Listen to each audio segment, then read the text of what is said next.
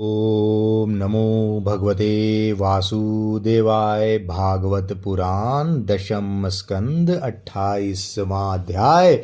वरुण लोक से नंद जी को छुड़ा कर लाना।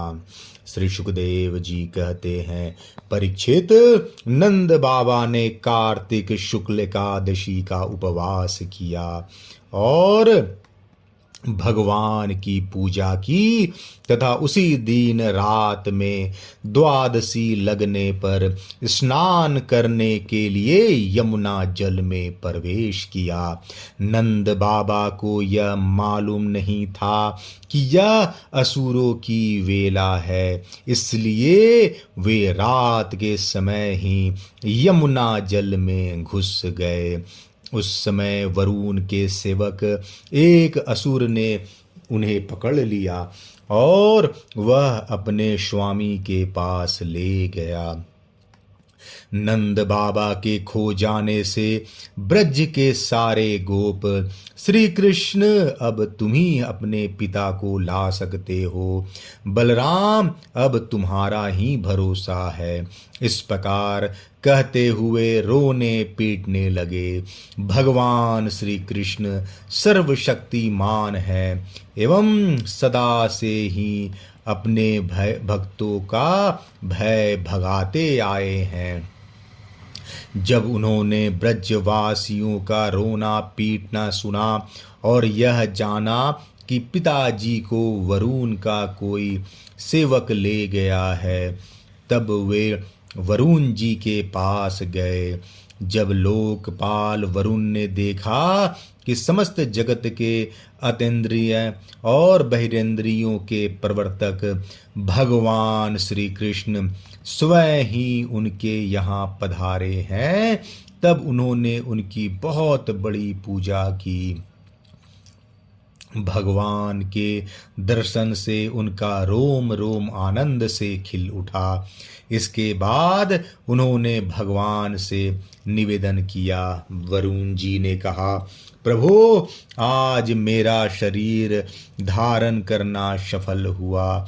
आज मुझे संपूर्ण पुरुषार्थ प्राप्त हो गया, क्योंकि आज मुझे आपके चरणों की सेवा का शुभ अवसर प्राप्त हुआ है।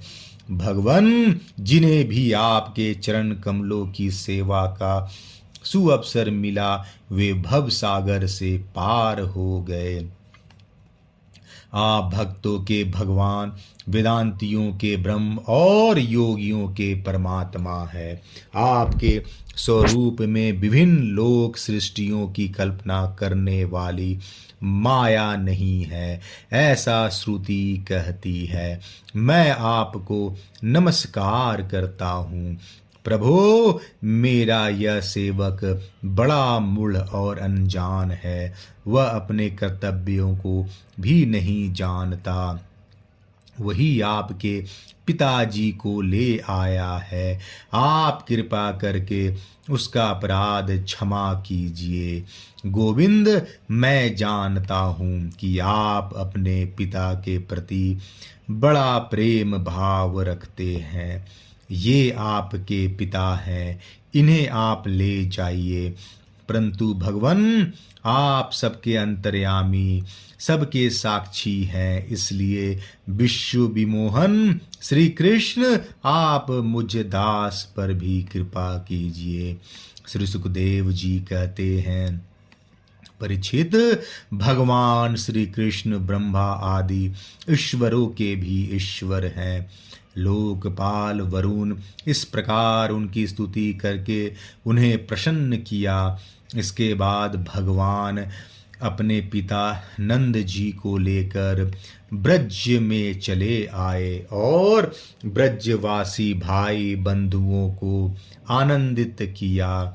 नंद बाबा ने वरुण लोक में लोकपाल के इंद्रियातीत ऐश्वर्य और सुख संपत्ति को देखा तथा यह भी देखा कि वहाँ के निवासी उनके पुत्र श्री कृष्ण के चरणों में झुक झुक कर प्रणाम कर रहे हैं।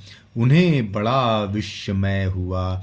उन्होंने ब्रज में आकर अपने जाति भाइयों को सब बातें कह सुनाई। परीक्षित, भगवान के प्रेमी गोप यह सुनकर ऐसा समझने लगे कि अरे ये तो स्वयं भगवान हैं।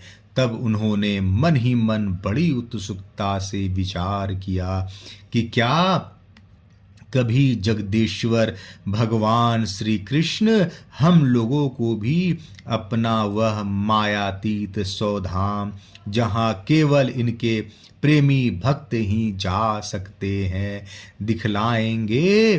परीक्षित, भगवान श्री कृष्ण स्वयं सर्वदर्शी हैं। भला उनसे यह बात कैसी छिपी रहती। वे अपने आत्मीय गोपों की यह अभिलाषा जान गए और उनका संकल्प सिद्ध करने के लिए कृपा से भरकर इस प्रकार सोचने लगे। इस संसार में जीव अज्ञानवश शरीर में आत्म बुद्धि करके भांति भांति की कामना और उनकी पूर्ति के लिए नाना प्रकार के कर्म करता है। फिर उनके फल स्वरूप देवता, मनुष्य, पशु, पक्षी आदि ऊंची नीची योनियों में भटकता फिरता है। अपनी असली गति को, आत्म स्वरूप को नहीं पहचान पाता। परम दयालु भगवान श्री कृष्ण इस प्रकार सोचकर उन गोपों को माया अंधकार से अतीत अपना परम धाम दिखलाया। भगवान ने पहले उनको इस ब्रह्म का साक्षात्कार करवाया, जिसका स्वरूप सत्य, ज्ञान, अनंत, सनातन और ज्योति स्वरूप है तथा समाधिनिष्ठ गुणातीत पुरुष ही जिसे देख पाते हैं। जिस जलाशय में अक्रूर को भगवान ने अपना स्वरूप दिखलाया था, उसी ब्रह्म स्वरूप ब्रह्महृद में भगवान उन गोपों को ले गए। वहां उन लोगों ने उसमें डुबकी लगाई। वे ब्रह्मांड में प्रवेश कर गए। तब भगवान ने उनमें से उनको निकाल कर अपने परम धाम का दर्शन कराया। उस दिव्य भगवत स्वरूप लोक को देखकर नंद आदि गोप परमानंद में मग्न हो गए।